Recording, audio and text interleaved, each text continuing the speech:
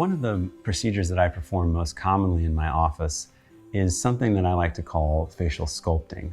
This is a combination of, for instance, liposculpture in the submental area or underneath the neck, along with fat grafting or the use of a small chin implant to change the shape of the lower and mid face.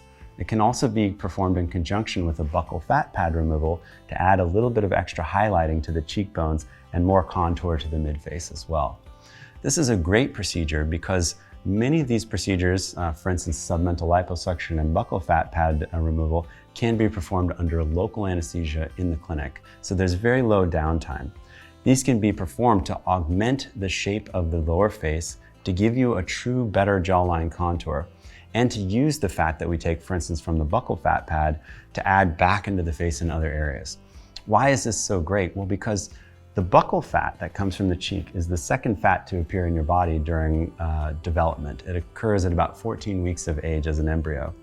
And that fat is some of the best fat in your body, with a high concentration of stem cells and a low concentration of fibrotic cells or scar tissue cells. It's very smooth and it's adaptable and useful in many different places. So when I talk to patients about removing buccal fat, I often ask, is there some place that you would like to use this fat? We can use it to highlight the cheeks, we can improve the jawline. It's very useful and durable in those areas. Maybe the lower lid cheek junction, lateral brow area as well. Or it can be coupled with hair restoration procedures and injected into the scalp. So combining buccal fat pad removal with jawline contouring, submental fat liposuction, we can really create a much better defined jawline,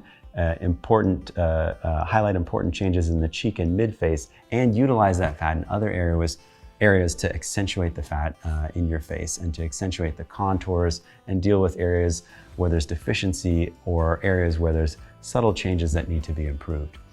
Combining these facial sculpting techniques with a laser or energy-based radiofrequency skin tightening is really the state-of-the-art in a young person for improving the overall shape of their face.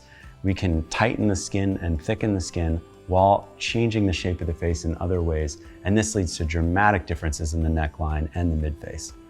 Facial sculpting is really kind of the state-of-the-art for younger patients to improve their facial shape, to give them that extra definition in their jawline, to improve the photos that they take with their families, and to really give them a sense of balance and beauty back in their face.